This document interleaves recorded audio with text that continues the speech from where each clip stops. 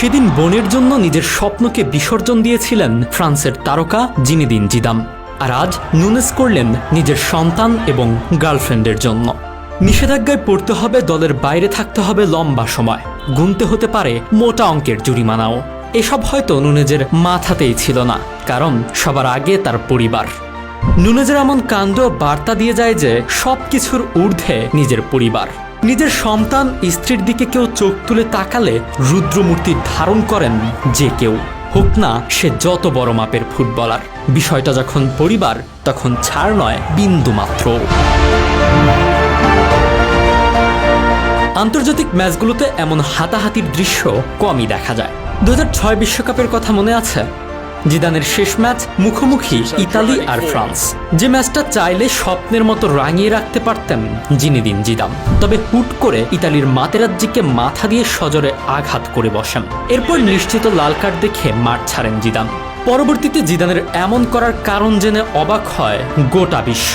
সেই মুহূর্তে জিদানের কাছে বিশ্বকাপ ট্রফির চেয়েও নিজের বোনের সম্মানটাই বড় ছিল। জানা যায় মাতেরাজ্জি জিদানের বোনকে নিয়ে বাজে মন্তব্য করাতেই রেগে গিয়ে অমন কাণ্ড ঘটিয়েছিলেন জিদান। আর এবার জিদানের মতোই নিজের আপনজন পরিবারের প্রতি ভালোবাসা প্রকাশ করতে দেখা গেল উরুগুয়ের ফুটবলার ডারউইন নুনেজকে। পরিবারের প্রতি তার ভালোবাসার বহিঃপ্রকাশ নতুন করে সবাইকে মনে করিয়ে দিচ্ছে জিদানের 2006 সালের বিশ্বকাপকে। কোপার সেমিফাইনালে তখন সব শেষ হয়েছে। উরুগুয়েকে হারিয়ে ফাইনালে পৌঁছে গিয়েছে কলম্বিয়া। তারপরই কলম্বিয়ার সমর্থকেরা টুপি ক্যান ছুড়তে শুরু করেন উরুগুয়ের ফুটবলারদের উদ্দেশ্যে। মাথা গরম করে ফেলেন উরুগুয়ের ফুটবলার ডারউইন নুনেজ। সোজা গ্যালারিতে উঠে যান, এক সমর্থককে ঘুষি মারেন। সেখান থেকে ঘটনার সূত্রপাত ক্রমে তা বড় আকার ধারণ করে। বৃহস্পতিবার সকালে ম্যাচ শেষ হওয়ার পর মাঠ ছেড়ে বেরিয়ে যাচ্ছিলেন উরুগুয়ের ফুটবলারেরা। সে সময় কলম্বিয়ার সমর্থকেরা তাদের লক্ষ্য করে বোতল, টুপি সহ নানা জিনিস ছুটতে থাকেন। নুনেজ সে সময় গ্যালারিতে উঠে যান, এক সমর্থককে ঘুষি মারেন। নুনেজের সঙ্গে গ্যালারিতে ওঠেন হোসে মারিয়া গিমিনেজ এবং রোনাল্ড আরাউজো। তারা যদিও কোনো সমর্থকের গায়ে হাত তোলেননি। নুনেজ যখন সমর্থকদের সঙ্গে রীতিমতো হাতাহাতি করছেন, সে সময় তাদের থামানোর জন্য এগিয়ে আসেন পুলিশ কর্মীরা। তারাই ফুটবলারদের গ্যালারি থেকে বের করে নিয়ে যান।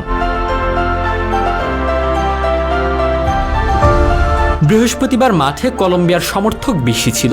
অভিযোগ, তারা শুধু ফুটবলারদের আক্রমণ করেই থেমে থাকেননি, কটূক্তি করেন পরিবারের লোকজনকেও। নুনেজ যে স্ট্যান্ডে হাতাহাতিতে জড়ান, ওই স্ট্যান্ডে উপস্থিত ছিলেন নুনেজের বাচ্চা ও গার্লফ্রেন্ড। ম্যাচ শেষে উরুগুয়ের অধিনায়ক গিমিনেজ বলেন, খুব খারাপ একটা অবস্থা তৈরি হয়েছিল। কোনো পুলিশ কর্মী ছিল না, আধ ঘন্টা পর তারা আসলেন। এটা হতাশাজনক। আমরা নিজেরাই পরিবারের পাশে দাঁড়িয়েছিলাম। আশা করব আগামী ম্যাচে বাড়তি সুরক্ষার ব্যবস্থা করা হবে।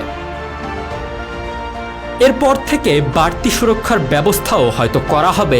তবে নুনেজ এবং জিদানরা আসলে জানান দিয়ে যায়, বিষয়টা নিজের পরিবার হলে কোনো ছাড় নয়, কারণ সমস্ত কিছু তাদের জন্যই। সব সুখ শান্তি যে ওখানেই।